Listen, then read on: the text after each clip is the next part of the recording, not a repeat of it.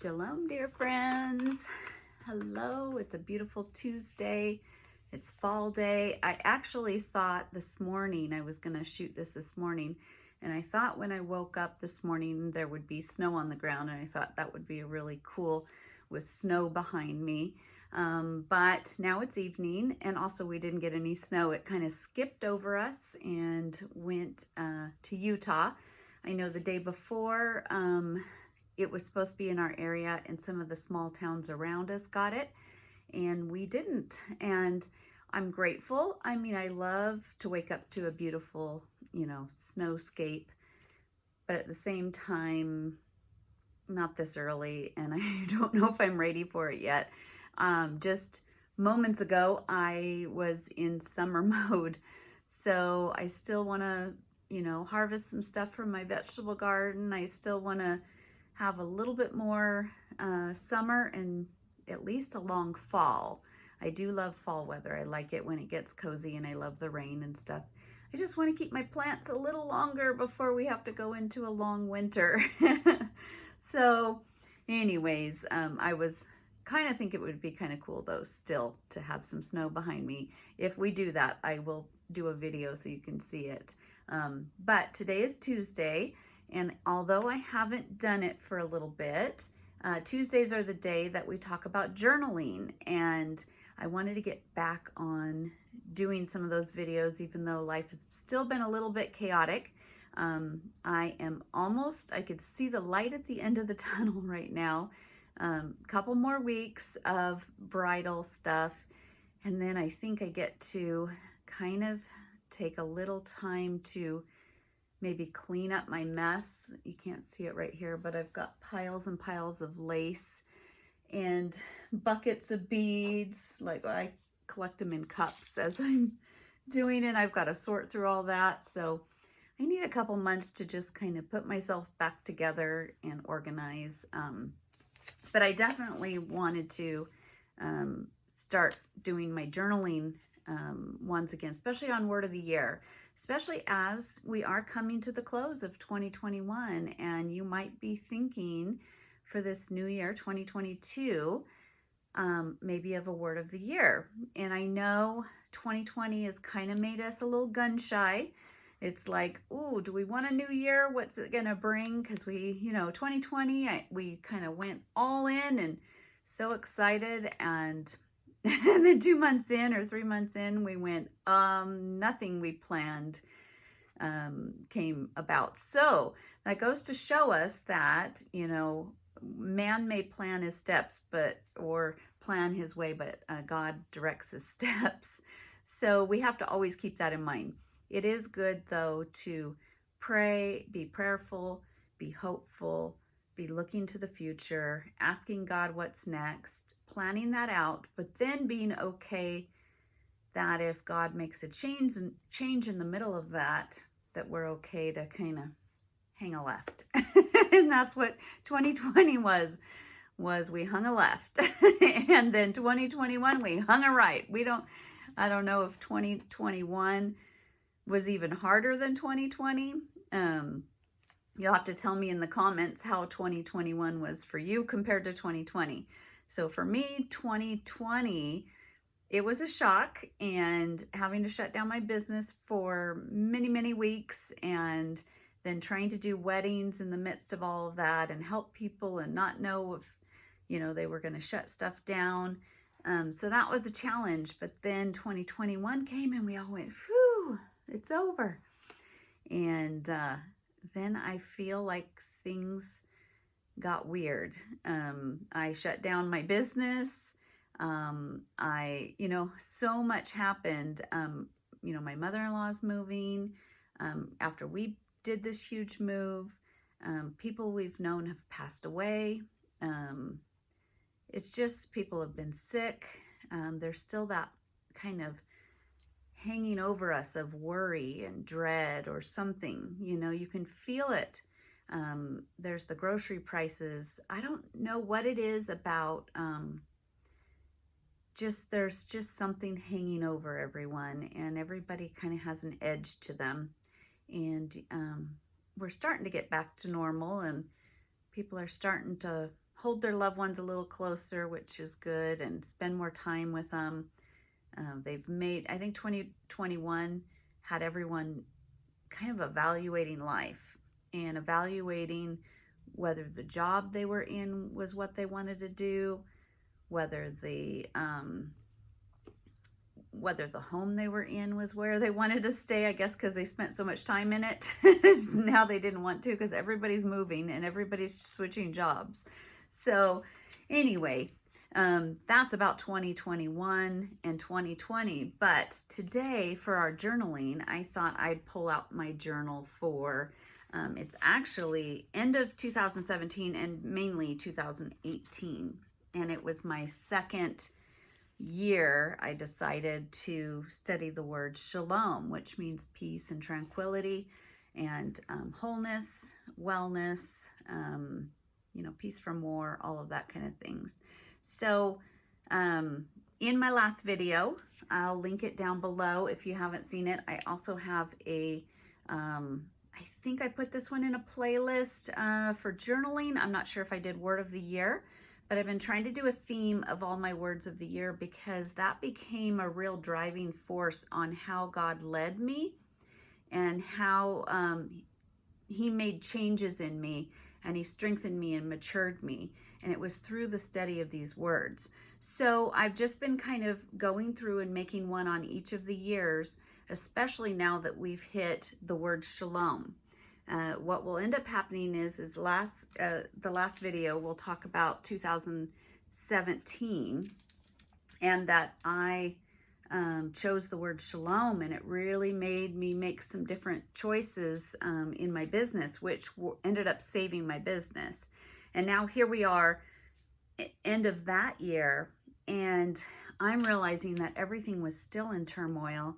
I wasn't feeling the peace that I was still longing for my entire life. My entire life I've longed for peace. Grew up in kind of turmoil kind of type of home. There was a lot of chaos and a lot of kids, and I think I've always wanted that little piece of quiet and just a softness, a peace, a reassurance, a peace beyond any understanding. I used to say, where is that? I signed up for this Christian walk, and I'm not always feeling that. I have felt it at moments when I needed it, like when something bad was happening and suddenly I had a peace, or I had to make a decision and I finally made it, and then there was a peace. But an everyday kind of a peace I was always longing for. So here we are on, finished one whole year of the word shalom. I've studied it deep. I have looked up its meanings. I've looked up verses. I've looked up everything in the Bible that can have to do with shalom or peace. And I'm still at that end of that year just feeling like it's not, I still don't feel at peace. So I decide, take two. So I actually wrote that in my journal. It's word of the year, shalom, take two. And I kind of write, this is at the end of 2017, just as I'm wrapping up and getting ready to go in. The word shalom was too big for just 1 year. I filled an entire year and an entire journal trying to figure out how to get it into my head and get my head around this word. Sorry, I messed that up. But somehow I feel I only scratched the surface. Somehow after an entire year, I feel like I know so much less than when I started. Mainly because the more I uncovered, the more I worked to find out how to have shalom, the more rooms I opened up that needed to be discovered. In other words, I just kept uncovering one thing. It was just a huge word to study. So I just kind of go on and on. At the beginning, I kind of wrote some quotes that I had found from some sermons. And I just thought those were great. I love to go back if I find quotes and put them in and then read them through the years. Just some random quotes. Your greatest opportunities will come at the most inopportune times. Isn't that true? The word you need most is the one that makes you uncomfortable, the one that makes you grow. It's not always easy to open up the Bible and hear things that make you grow. They're the things that tell you you're doing something wrong and that you need to change your attitude or your view on things. You need to trust God more. Those are those kind of things. And I might be getting sun in here in a second. The sun is going down out there. So excuse me if I get blind all of a sudden. Listen to the voice of faith, not the voice of calculation. I need to write that down today. I need to write that down this week. You know, I have a tendency to have a mind that will try to figure everything out. And sometimes I just need to listen and trust God. I need to listen to the voice of faith, not the voice of calculation. No area of shortage is greater than you, God. In other words, he's much bigger than any crisis or any kind of shortage. That is actually perfect for the grocery store thing right now. Let's read that again. No area of shortage is greater than you, God. I need to write that on my top of my grocery list. Or no, it doesn't matter how high they put those prices. And then this, I'm talking about the process or principle of peace is to keep your mind steadfast. And the theme verse that year, because steadfast becomes keeping my mind steadfast on him, really becomes a theme in this 2018 catalog or journal. You will keep him in perfect peace, him whose mind is stayed on you because he trusts in you. So just going through what I do in a lot of these is just chat with you, and hopefully you can come up with some ideas for your journals. Maybe you can come up with some inspiration, different things that I've done. And believe it or not, each year I kind of do things a little different. One time I'll be doing some prayer requests, and then I wait for answers, or I break down books of the Bible, you know, all different kinds of things. On this particular one, I'm still in December 9th. I take Proverbs 2 and I actually kind of break it down and put circles. So what it is my son, and anytime it's something that I need to do, accept my words, I circle, and I do this in my Bible too. I learned it, I think, from Beth Moore, that if it's something that she puts a square around it, if it's something God has promised me, and puts a circle if it's something that I need to do. Because a lot of times your promises come with a condition.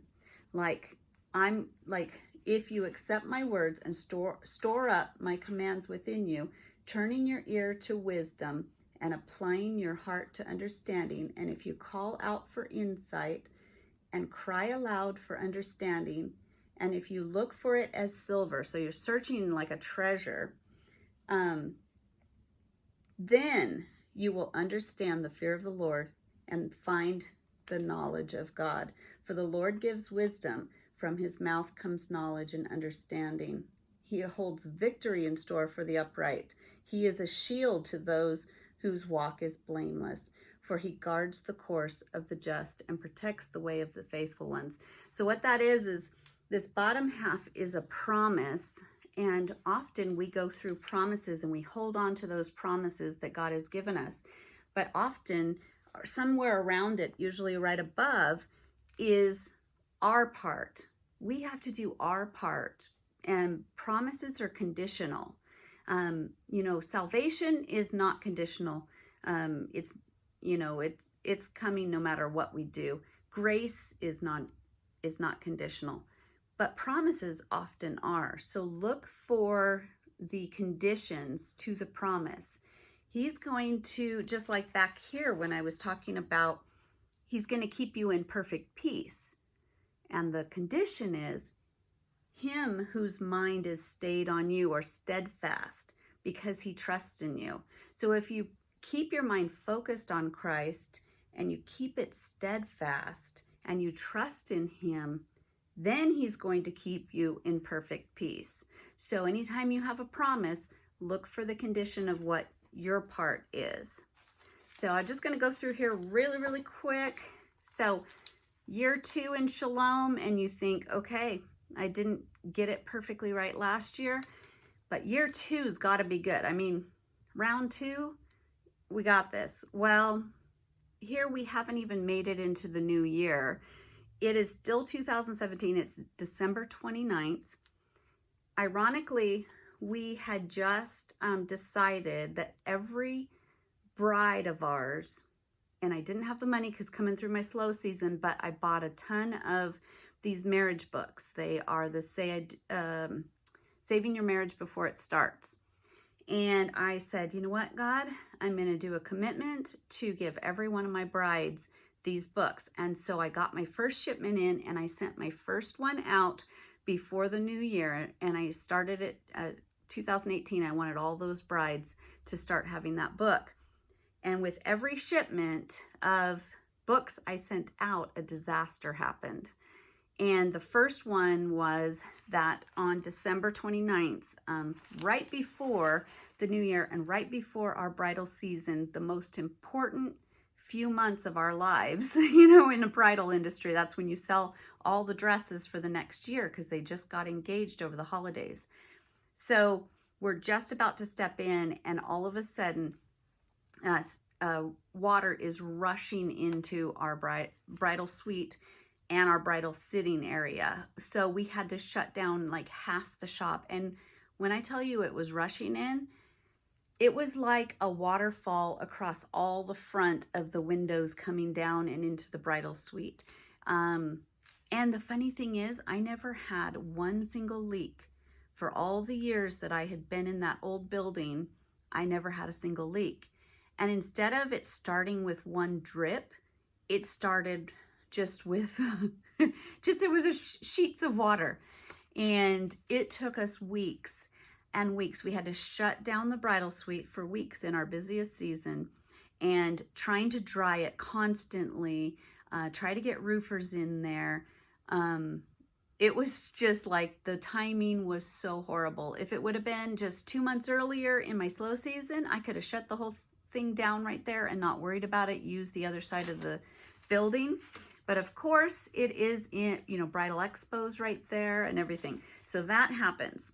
So I'm like going in my journal here going, I thought this was a year of peace again, a year of shalom. Where's my shalom?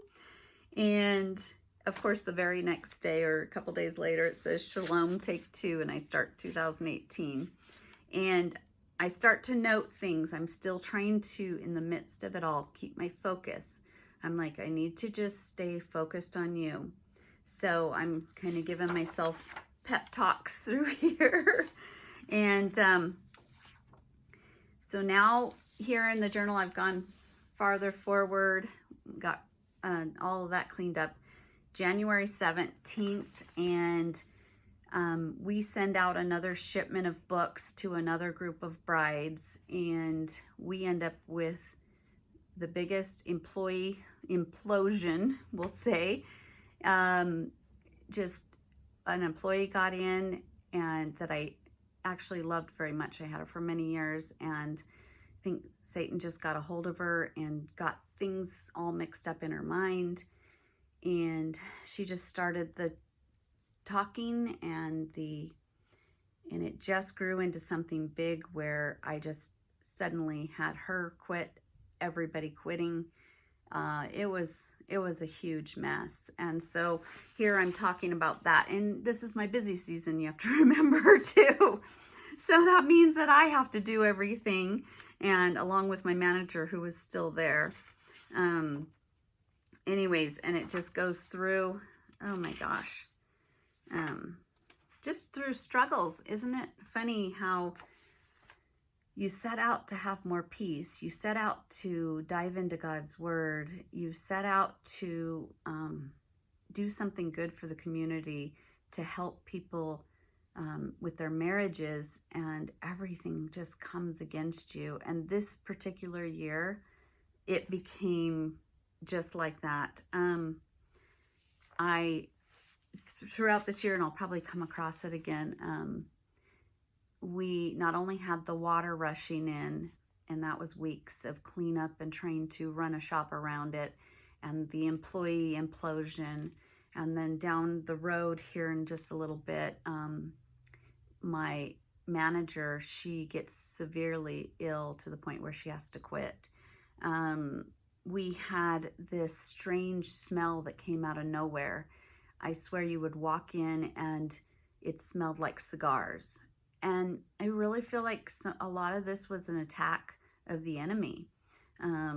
Unbeknownst to me, a couple, I won't even go into that story, but I just know that there were some people praying against me that were in some shops right around me that the enemy kind of had a hold of. And it became aware, believe it or not, about 6 months later, because I, in the midst of this, could not figure out what was going on.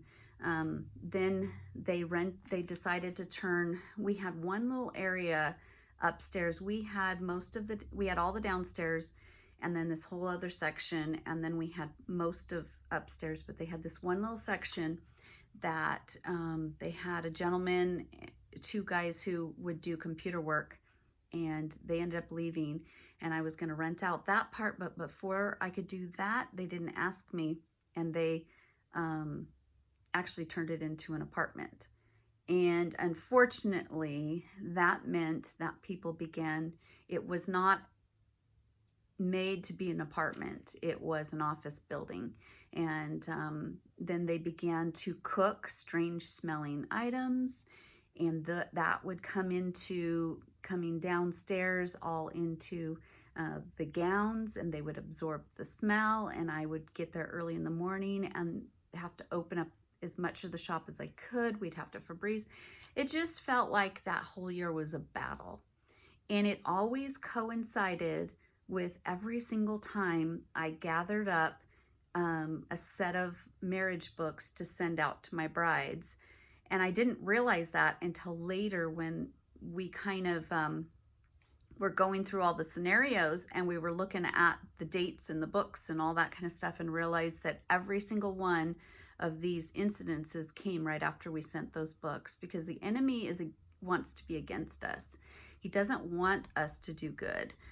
So I know that there was a little bit of a spiritual warfare there. So anyways, but what ended up coming out of this year, see, what the enemy means for bad, God will turn into good. Because sometimes when you're in a battle, you have to get a little more serious about the fight. Sometimes when you are struggling, you're going to grip onto God more than you would have before. And what these crises ended up doing to me is they made me, I would come almost every day, and when I got there, I would get down on my knees in the bridal suite, and I would just start praying and just giving the day over to God. So what the enemy meant to harm and wanted me to quit, it ended up making me closer to God, relied on him every single day for every single moment. And good things ended up really coming out of it. I learned, as I was opening up the Bible and searching and just searching the scriptures over and over again, I kept coming across obey. It doesn't matter what it looks like. I need you to obey. I told you to give those books to the brides. I told you to pray over your employees. I told you, and leave what's going on to me. Your only responsibility is that you are to obey me. And so that year I learned obedience. And so that became kind of my subword. That's the first time I had a subword. So I had shalom and obedience, or obey. And I just kept coming across that every time I opened the scriptures. I came across to obey. And I realized that obedience is a path to peace. Not at first. You are definitely not at peace when you first start obeying, because usually you're doing something that you don't want to do, and you're just saying, okay, God, I trust you, and I'm going to obey. And here I actually write about unquestioned obedience. Because you say so, Jesus, not because I understand or because it makes sense, but because you said to. obey. This word has repeated itself over and over again in my studies. And so I just keep coming up to it. And I keep coming, to all these little things. And here's a really funny thing. I know you all know that in 2021, my lease was up and I left. But my lease at this point, 3 years earlier, was up in 2018. And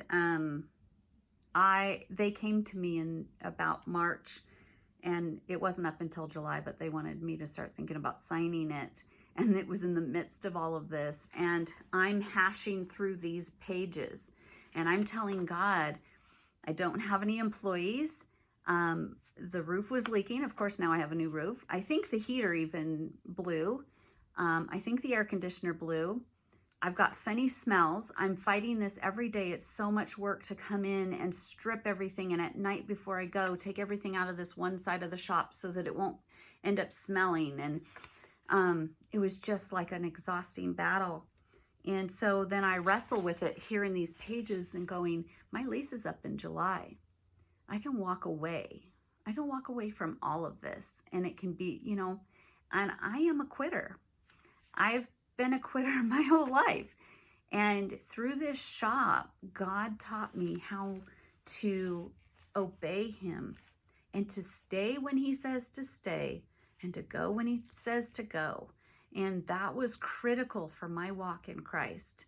As I wrestle and wrestle and wrestle to whether I should sign the next 3-year lease, every single time I prayed, every single time I not only flipped and kept finding the word obey, but I kept finding stay. Don't quit. Stay put. I've got it. Don't go. I think I've even got it somewhere in here where I just wrote it over and over again. I also put this one. This is what else. Don't let pride get in the way. Don't quit. Obey. Wait patiently. Focus. Be in the eye of the storm. And I've got this actually words to the song. In the eye of the storm, you remain in control. In the middle of the war, you guard my soul. You alone are the anchor when my sails are torn. Your love surrounds me in the eye of the storm. You can actually look that song up. I would play that on repeat. Like, you're in the middle of the storm. You've told me to stay. You've told me to obey. You've told me not to quit. And I signed that lease for 3 more years, knowing that all I really wanted to do was quit. I was tired. I was exhausted. I was battle worn. And yet the next 3 years that I stay there were amazing years that God used me to the new employees that I met, that I worked with. Just the brides in those 3 years. I look back, what if I would have left those 3 years? And the learning and the, I think God brings you through some hard times just so you can get closer to him and grow and mature. I did so much maturing.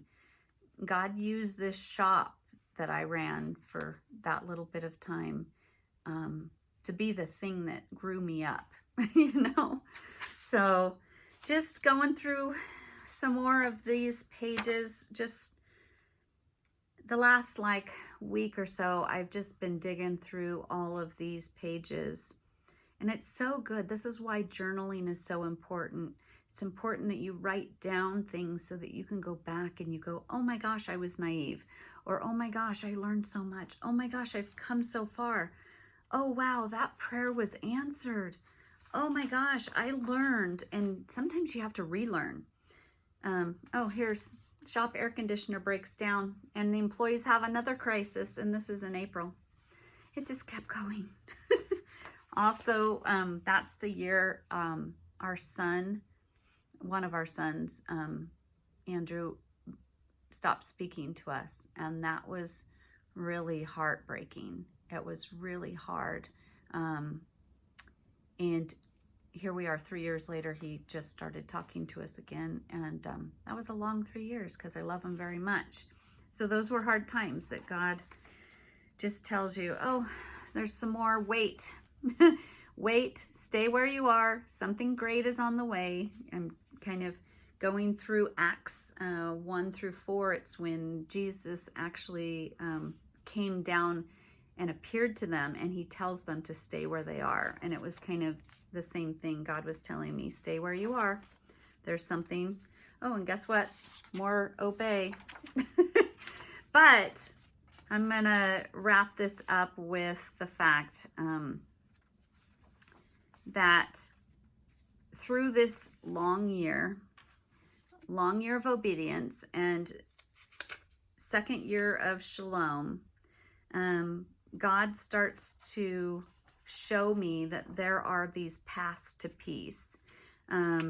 Actually, let me show you this before I go to those.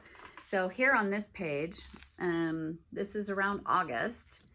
I am still like, okay, God, I've signed the lease. Okay, God, I'm staying, but you're not telling me what's going on. Like, at least I don't know why I feel like if you're gonna follow God, suddenly he's going to like light the way with this giant light, and you're gonna go, oh, and you're gonna like move forward, and there won't be any obstacles in the way because you're in God's will, right? That's not true. Sometimes God's will is straight up a cliff and the rocks are all falling down around you, but he wants you to go there and trust him. Kind of reminds me of a picture I had in my room as a little girl of the angel helping the two children cross a really scary bridge with rushing water. And I still have a picture similar to that. And I remember being a kid and just thinking, that's me. It's me. But here's some questions in the midst of that I'm asking. And you may, if you are going through some real struggles and you just feel like you're getting hit on every side, you might be asking these questions as well. I need answers, but my head is all mixed up and confused. So my questions, so I just wrote them all out so God can help me. Am I doing what I need to be doing? Is there a change of direction God wants me to go? Am I making the right decisions? What am I supposed to do with, and I just start putting specifics here. Are you going to fulfill your promises to me, God? Do you want me to stay or exit in my business or ministry? Because all the signs, if I look at worldly signs, they're telling me get out. But God's telling me to wait. Sometimes to the world's view, he doesn't make sense. It's like, this doesn't make sense because it doesn't add up. But in God's economy, it's usually flipped. And so you've got to really pay attention to God and lean in. I'm like asking him, what's the plan? And number 10 question, do you even hear me? Have you ever felt like that? Have you ever wondered, are you even hearing me? Because it sure seems like a lot bad is going on, and the only thing I hear is wait. And that's not an answer I want to hear. I want to hear you're going to be okay. Just one more month of pain, and then it's over, and I'll move you on to green pastures, stuff like that. So after all those questions, I actually found this faith over feelings. And I knew right there that all these feelings, I just had to have faith and trust him. I had to keep on putting one foot in front of the other. This is, getting towards the fall, towards the end of the year. It doesn't make sense, but I'm learning things. So I ended up actually coming up with, going through my studies, different ways to shalom. And I think each one would make a great video. So ways to shalom. Number 1 is forget the past. And I've got a verse, forget the former things. Do not dwell in the past. See, I am doing a new thing. And I am just kind of giving it to him. I've got number 2. Do not worry about tomorrow. This is one of my least favorite verses because it frustrates me. God says, don't worry about tomorrow. But then it's like, okay, but can you tell me what it's going to be like tomorrow so that I don't have to worry about it? I know this, but that's just me. And then number 3, way to shalom is to trust. And I've got Psalms 86, and I start pulling that. Trust in the Lord with all your heart, lean not on your own understanding, in all your ways submit to him, and he will make your path straight. And you're going to see, it's nice to look back because this is 2018, and now I'm in 2021, and I see where he was leading me, but I didn't see it here. And then hold on to the anchor. That's my number 4. Hang on for dear life. So that is a way to shalom. Anchors are steady. Anchors are strong. Anchors hold onto a rock or a solid substance. Do not let your hearts be troubled, and do not be afraid. When you look at the storm instead of the anchor, fear can be your driving force. Ask Peter. Number 5, obey. There's that word. Let God lead. Let God guide. Obey what he commands, and he will give you a counselor, which is the Holy Spirit. And it's John 14, 15, and 16. If you love me, you will keep and obey my commandments. And I will ask the Father, and he will give you another helper. That's the Holy Spirit. An advocate, intercessor, counselor, strengthener, standby, to be with you forever. So I actually wrote, the path of obedience will eventually lead to peace, but be prepared for turbulence along the way. Number 6, keep your mind in today. One of my hardest things, because I want to plan out the future. I want to know that I'll be okay, in retirement. I want to know that I'm going to be okay tomorrow, this year. I want to know what my year is going to be. That's why I plan things. But I'm learning that God is bigger than my plans.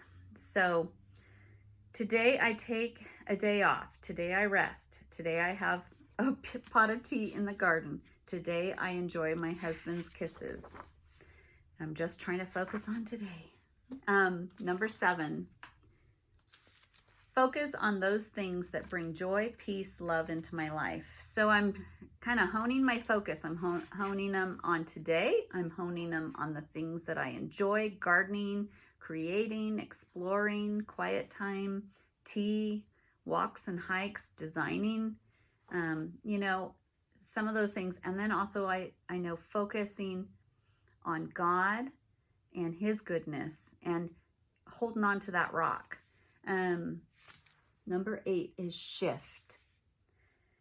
Speak life and stop trying so hard. So sometimes when you're headed in a bad direction and you're in a rut of, you've got to shift. You got to let God shift you. So I know I was exploring that at that point. I didn't have a full range of thoughts, but I think I do in later journals. Number 9 is a clear sense of priority. 1 Corinthians 14:33. God is not a God of confusion, but a God of peace. So having a priority or a purpose, which I actually then in the next one put having a prevailing purpose that trumps all circumstances. So when you have a value system or a purpose, and my purpose, I write it throughout here, has always been, God has always really drawn me towards young marrieds and marriages and strengthening marriages. And through the years, I've struggled to try to have, that ministry and try to help people. And I think the books were part of that.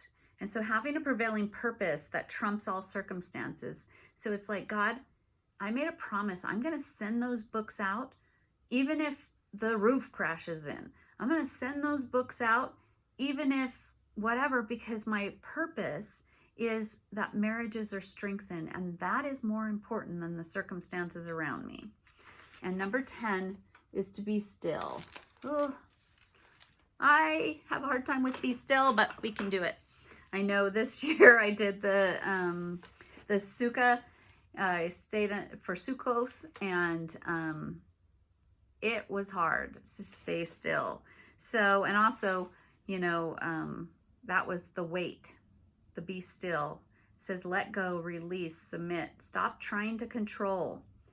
I think I'm a control freak, and I'm learning. I've been learning to let God take the reins, but every once in a while I just take them right back, and then I have to give them back. So it's a constant thing. Stand still and consider the wonders of God.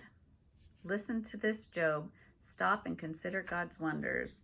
I wrote it in different, a lot of times I'll write it in different translations. I like to take one verse and go look up all the translations. Be still and know that I am God. I will be exalted among the nations. I will be exalted in the earth. And Shalom Stealer, this is where I started writing Shalom Stealers. No moments of stillness or quietness or cramming too much in my to-do list.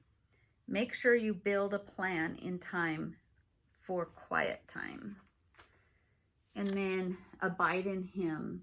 And actually, ironically, or to know who he is, to abide in him, this actually becomes my word in a few years from this journal. So, and forgive.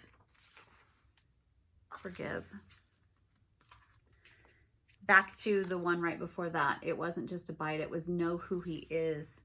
When you search the scriptures and you get to know who this God is, you know his character so well. You begin to know his character so well that you know that he loves you. You know that he doesn't have harm against you or ill against you, especially if you've been following him.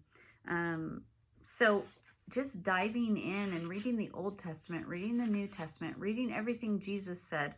And that's why it's so good that on Friday, we're going to start our journey through the 4 Gospels in chronological order. So I'm really, really excited to start that, because those are the 4 books of the Bible that have all of Jesus's words in it. We're going to find the most of God's character and Jesus's character in those. However, the Old Testament is also filled with God's character.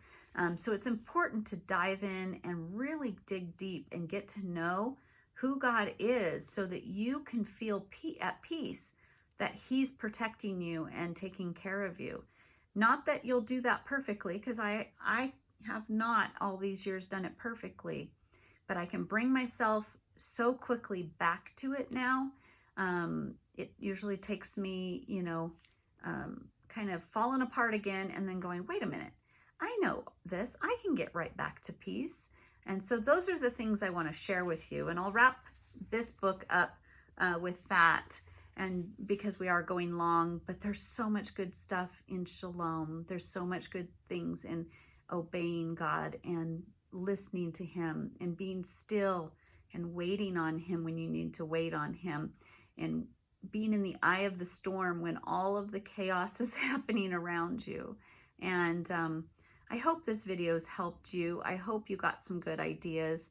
Like I said, I've got videos on all the different words of the year I've done. And next week I'll do my next 2019 word. And just a little surprise, I'm going to stick with the word shalom again, but have a sub word.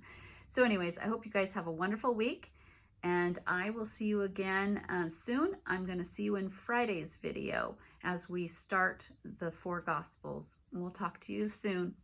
Shalom, everyone. Love ya.